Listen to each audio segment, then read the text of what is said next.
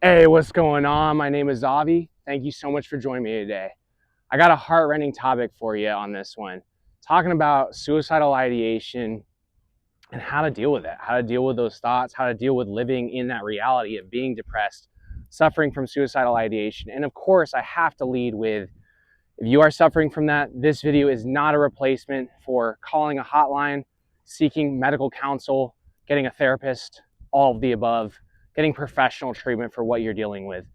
That said, if you've already done all of that and you are doing that, I would like to share my experience for hope that maybe it can give you a sense of compassion for yourself, help you feel less alone, and maybe even come away with this video having some tools in your arsenal for managing these thoughts in a way that just helps you navigate life with more love and peace and a sense of hopefulness inside of yourself. So with that said, I would like to start with vulnerability, sharing my story of the darkest time of my life and how this philosophy that I'm going to share with you came to be. And shout out to my boy Peter, because my boy Peter and the conversation I had with him is really what ushered in this philosophy. He got the ball rolling, and then through our synergy we have in our friendship, we came to this philosophy together, which I believe really can be encapsulated in 5 words: consolation, or 5 concepts, which we'll get into: consolation, curiosity, nature, um, candlelight, and nothing to lose. So we're going to get into those 5, but before we do, I'm going to share my story in the backdrop for how this conversation even came to be. So a little over 2 years ago, my dad, my best friend, my beloved hero, my mentor, my everything, my dad was my fucking guy, died to suicide. It's the fucking worst day of my life, and I'm confident it will be the worst day of my life forever. And of course, there was so much trauma associated with that, but I never, and the trauma was horrible, no doubt. You know, one day your dad's there, one day they're not. But the thing I never could have imagined is the horrible infinitum of emptiness that would follow after the initial trauma, right? Just when you're living every single day, the low reverberation of meaninglessness that just echoes throughout your every moment, every breath. You just feel like there's no point in doing anything anymore. Your whole zest and motivation and expansiveness towards life just drops out from under you. It's just gone. It's just gone. It's vanquished, and you just you have fear that you'll never get it back. And I think that's what gets really, really hard. Around the 1.5 year mark for me, at least, was that it just, because in the beginning you're suffering, you're having so much of this grief and this trauma, but you're telling yourself like, oh, this is so hard, but it's because this thing just happened. But after 1.5 years, 2 years, 2.5 years, you start to have this fear of like, am I just going to feel like this forever? Because in the beginning you're like, oh, of course I won't feel like this forever, I'm just dealing with this because this just happened. But when it's been 2 years or more, you're like, well, I'm still feeling this way. Am I just going to be trapped in this meaninglessness, in this emptiness forever? That's horrifying to think about. And that started to really come to mind for me around the time that I'm talking about. And on top of that, my partner, who was the one that buried my dad with me, she was awesome when, she was just a superstar. When my dad died, like, she helped arrange the funeral. She literally buried my dad with me. She was incredibly emotionally supportive. And if she's watching this video, thank you earnestly from the bottom of my heart for being there for me in the way that you were. But she ended up breaking up with me about 6 months later. We both agreed, it's for the best. But nonetheless, at this point, I was without my dad. I was without my partner.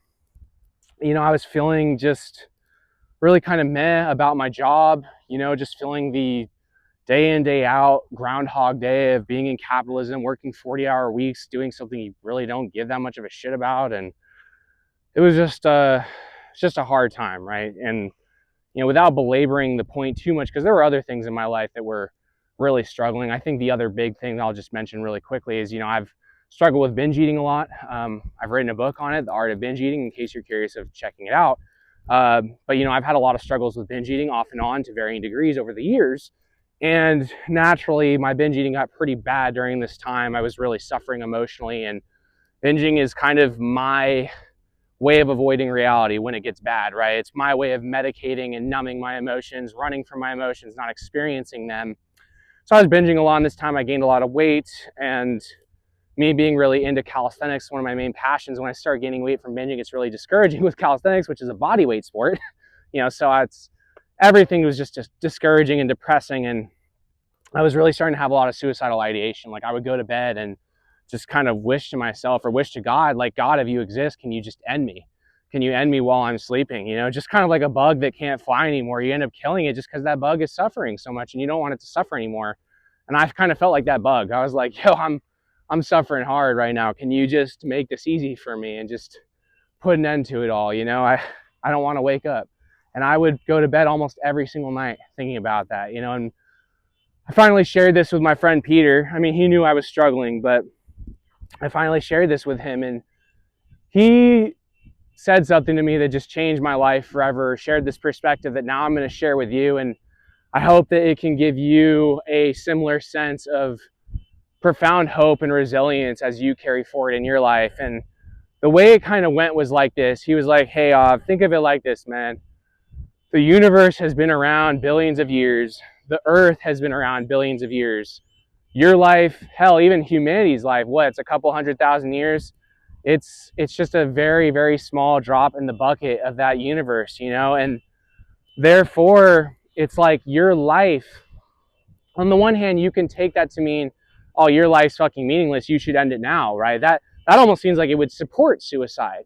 But he didn't take that stance on it. He was like, hey man, as long as, like, if you died at 20 versus 80 in the universe's eyes, it's kind of like, what's the difference, right? Therefore, right, you could say, therefore you should end your life. But he said, no, therefore, why not write it out? Why not explore this? Why not let your life play out and run its natural course?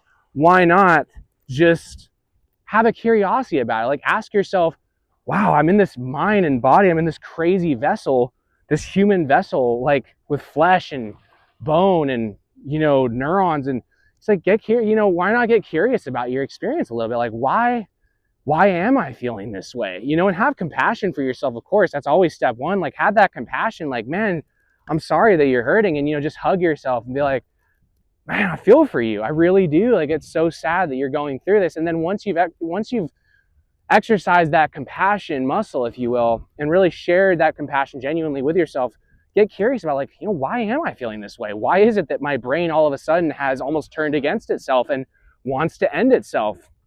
Why is that happening? Like, what about my experience is causing that in me? What about my thoughts is causing that in me? Are my thoughts perpetuating the issue? Are my thoughts on my side? Are they against me, right? Start to have this curiosity, and not just about how you're feeling, but also like, hey man, you're feeling like shit right now, but theoretically, if you do live another 60 years, well, who knows what could happen, man? Like, and from that standpoint, you could be like, well, what if it's just another shitty 6 years? But it's like, okay, fair, but you're already feeling really, really bad and you're getting through it. You're doing all right. That shows your resilience. So worst case scenario, if it's another horrible 60 years, that would suck, but you can do it and I believe in you. But also let's look at non-worst case scenario, medium case, or even best case scenario. What if there's like some beauty lying ahead that we're not even yet aware of? And that's highly likely because right now you're still going through this horrible grief, this horrible trauma. So it's just like, I think Peter's approach really at least started the conversation, right? Because the conversation went in many different directions, which we're going to get to throughout this video. But his initial start of the conversation and his beautiful advice, his beautiful philosophy, was about really cultivating curiosity, both in the moment and about the future. Like, hey, what am I really feeling right now? And why am I feeling this way? And, almost like, I don't want to say being entertained by your depression, because that sounds very trivializing and demeaning and unfair to you, but almost like, in a way, kind of being entertained by it, like really find it amusing, almost like, wow, or fascinated. Maybe fascinated is a better word. Like, really fascinated by, like, what is going on with me right now, and kind of being a scientist of it, be a student. Like, how fascinating, how interesting is this that I get to study myself as a case study? I'm this human that's undergone this horrible tragedy, and now I get to explore what the fuck's going on, and who knows what'll happen in the future, right? So that's the curiosity component. Another component that we came to in the conversation was encapsulating this word consolation. And specifically what I mean there, this is one of my contributions to the conversation. And again, I don't really remember how exactly all these things came up. I'm just kind of giving it to you after the fact. But the consolation argument is kind of like this. And if you've read Meditations by Marcus Aurelius, I think you'll find this concept relatable. It's like when you're in depression and you're suicidally ideating, right? You're really, really suffering. There's almost this like fear in the brain that it's just going to go forever, almost like a fear of immortality, that what you're experiencing will just be experienced forever. And even when you're not depressed, this is like one of the things that emotions kind of trick us into believing in our brain, right? Is that they're permanent. And one of the things you learn from CBT or any other kind of therapy is, oh wait, no, emotions are impermanent, and they're trying to get us to act now, and they try to make us think like, oh, unless you act, like you're going to feel this way forever. But that's an illusion. All emotions will pass. They all will pass. Everything is in motion. The universe is in motion. So are your emotions. Nothing stays around forever. Nothing is stagnant. So from that standpoint, we can look at it and say, when you're in that really depressed thing, you're almost like fearing that you're going to be around forever, that you're going to be suffering forever. And I think that's where it's important to find consolation literally in your own death, in that space. And by what I mean by that is, you're going to die actually much sooner than you think, right? If you're 25, in my case, I was 26 when my dad died. It's like, even if you live for another 60 years, right? That's like, in the grand scheme of things, like, dude, that'll be here before you know it. Talk to anyone who's older. Life just flies by. It's insultingly short. You will be gone eventually. You will not live forever. And that can be, I think that's reassuring. I found it reassuring when I was in that really depressed state that like, wow, like, I'm not going to live forever. I'm not immortal. I'm not bound to suffer for the rest of eternity like Zeus or one of the gods or something. Like, no, there is a finite, my life is finite, and there is a certain end to it. I don't know when it's going to end, but there is a certain end, and it's honestly not that far away. And that, like, I think that just can provide comfort when you're really, really struggling of like, man, no matter how bad this is, like, it will end. And honestly, in the grand scheme of things, it will end pretty soon. So maybe you can find some peace and reassurance in that. So now we've talked about consolation and curiosity.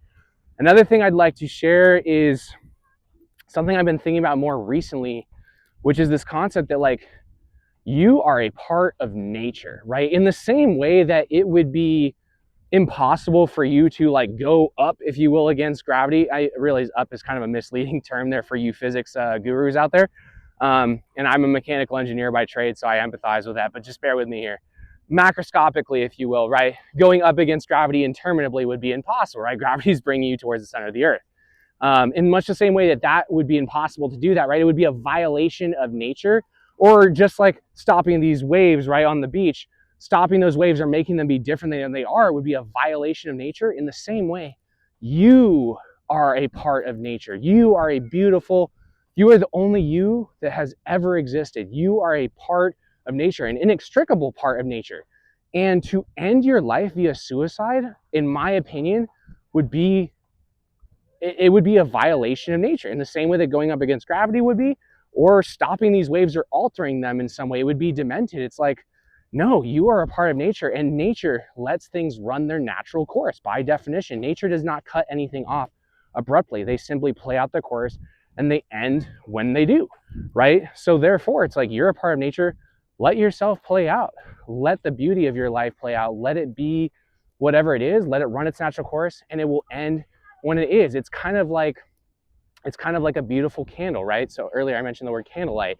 Like, if you have a beautiful candle and then someone snuffs it out, it's like, hey bud, why did you do that? That was totally unnecessary. Like, this candle it smells beautiful, it looks beautiful, the glow is soothing. Like, why would we put that out abruptly? We should just simply relax in front of the candle, enjoy a good glass of wine, enjoy a conversation, and well, that's that, right? And then when the wick is fully burned through, so be it. That was the time for that candle to be done. And in the same way, you are a beautiful candle. You're the only you that has ever existed. You are beautiful. You are a light. You are inspiring other people in your life every single day. You just being who you are. Therefore, just like the candle, why would you just abruptly and prematurely snuff that out? No. That would be a violation of nature. And I would argue that would be immoral. How could you kill something so beautiful? How could you kill yourself? You are that beautiful light. To snuff it out early, just like stopping these waves, it's demented. It's desecrating. It's corrupt. It's a bunch of stuff, right? It's just, It's not right. It is not right. It is in violation of nature. It is diametrically opposed to nature. You are a part of nature, and just like all things in nature, they must play themselves out. You are a part of the universe. Your purpose in the universe is part of the larger purpose of the universe. You are an inextricable and necessary part of this whole. The beauty that you contribute is a part of that whole, and to end it early would be to not play your part in that whole. We need you. We need everyone to come together and play their part. And you are beautiful. Ask yourself this: what is the love that others see in you that you're not seeing in yourself? And everyone else in your life, I guarantee you, they would not want that candle to be snuffed out. They would not want you to be snuffed out. They would want your love to continue naturally for as long as nature intends it to, whether that means you die at 70 or 80 or 90 or 41, God forbid. But that's what it is. Nature has a time for all of us. And it's not when we end it, it's when our body and our mind just naturally fail us. And in the meantime, you have so much love to give. Your loved ones want you to give that love. They cherish your love, and they would never want that to be snuffed out. They would want that just like these beautiful waves. They would want those to simply they would want your life to play out and run its natural course just as any other aspect of nature would, so that they can continue to love you and be loved by you in all that beautiful time until the end of your life, right? So we've got finding peace, finding consolation in your own death. We've got having curiosity about your experience and also the future of what could happen, and knowing that even if it's shitty for another 60 years, you will have resilience in that, or if it's beautiful and unexpectedly beautiful, well, that's fucking awesome, right? So we've got the curiosity, the consolation component. We've got how it's diametrically opposed to nature, and I would argue immoral to kill yourself, because how could you ever kill something so beautiful as yourself? Ask yourself, what is the love that others are seeing in you that you're not seeing in yourself? Really connect with your inner beauty. Connect with your inner beauty, right? How could you ever kill something that beautiful? That would be immoral. It's diametrically opposed to nature, just like jumping against gravity forever would be. You eventually have to come down. We have to be apart. We have to gracefully, in my opinion, we are a part of nature. We must be, just as the actor on the stage executes their role with grace and walks off the stage when it is their time, it is too the same of us, that we are assigned a role by nature, by the universe, by philosophy. We are to execute that role gracefully while we are here. And then when our life naturally comes to its end, we walk the stage, but not before. You don't walk off the stage before. Nature has assigned you this role. Let your candle burn. Let your love emanate. Let it influence other people in a beautiful way, and let yourself be influenced. Let yourself contribute to the collective purpose of the universe while you're here, and let your time end when it naturally does. Any time before that is diametrically opposed to nature, as you are a beautiful, beautiful, inextricable, and necessary part of nature. So we've got all that down. Now I want to end with something that I'm just going to actually check the time here. I know that we're on low battery, so I got to bust through this shit. Here we go. We got this, baby. Okay, so the last thing I want to conclude with here is the nothing to lose mindset. And it's like this: when you're in that depression, when you're in that suicidal ideation, right? A big part of it is you feel like there's no reason to do anything. And that's, well, kind of true. But here's the thing: if there's no reason to do anything, there's also no reason to not do something. There's no reason to not pursue your dreams. And this is one of the beautiful things about being in a suicidal perspective. Now, I know that sounds very inflammatory and controversial to say, but hear me out. All emotions have utility. It's just a matter of whether we're actually leveraging that utility or not, right? Like, are you using, this is a different example, but it's like, if you're feeling angry about an injustice committed against you, are you going to use that anger to then go and fuel, exercise and taking care of yourself and investing in your relationships, right? Are you going to channel that into productive things, or are you going to use it to play victim mentality and tear others down, right? So that emotions are value neutral. It's about how we use them. That do they get channeled towards productive values or harmful and destructive values? And in the same way, all this horrible feeling that you're feeling with suicidal ideation, just because it feels bad doesn't necessarily mean it is bad. Here's what I mean. When you're feeling depressed and suicidal, everything just kind of feels meaningless. Like, who cares about anything, right? There's no reason to do anything. But part of that is, if you really don't care about anything, you don't care about fear either. It really reduces the fear of failure. This is something I experienced when I was in a suicidal state, was that my perception of failure, it just didn't matter anymore. Nothing mattered. That's a really cool thing that you can leverage, right? Because fear of failure is what stops so many of us from pursuing our dreams. If you don't care about failing and you're just like, fuck it, whatever, you're completely unimpeded from pursuing your dreams. You have no reason not to, right? Remember, there's no reason to do anything. There's no reason to not do something. You can go out there and do whatever the fuck you want and not be hindered by the fear of failing at it. Because when you're in that suicidal space, what's the mindset? It's like, hey, if I go and try to be a painter or a chess player or whatever it may be for you, or a film school, you're going to go to film school and be the next George Lucas. Who the fuck knows? You don't have the fucking fear of failure stopping you. You're like, well, if I try and it doesn't work, like, who cares? I'm depressed and suicidal anyway. None of this shit means anything. So therefore, fuck it. Why not, dude? Don't let it stop you. You got nothing to lose. You got nothing to fear, right? There's no reason to not do something. There's no reason to pursue all those things that you've wanted to for your whole life, your hopes and dreams. And that is the part of the suicidal depressed mindset, the emotionality of it, that you can leverage if you're intelligent about it. And I think that's what's so cool, because most of us who aren't in that depressed or suicidal mindset, we have to struggle so hard to overcome the fear of failure, right? If we go out and pursue something, we're worried about what others are going to think of us if we don't do it right. We're worried what we're going to think of ourselves if we don't do it right.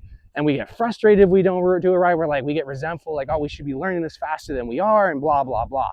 But when you're in that suicidal space, you don't have nearly as much of that noise. Leverage that. You have no reason to not do anything. You can just go out there and just not give a fuck. And if you fail, well, who cares? You're already depressed. You're just right back where you started. Nothing's changed. So worst case scenario, nothing's changed. You're right back where you started. Best case scenario, you actually start having fun. You find curiosity in the process. You start engaging. You start learning again. You start feeling alive again. But here's the difference.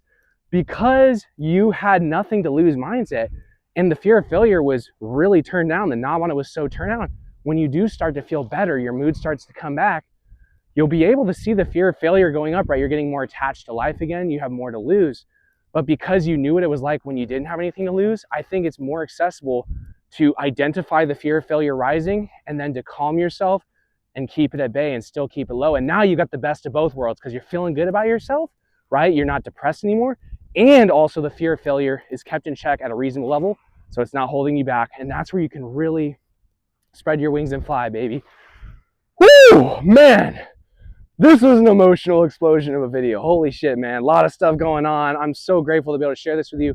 Again, thanks to Peter for this fucking amazing combo that led this video to happen, man. Wow, like, what a time. I really, really hope that you found this video helpful.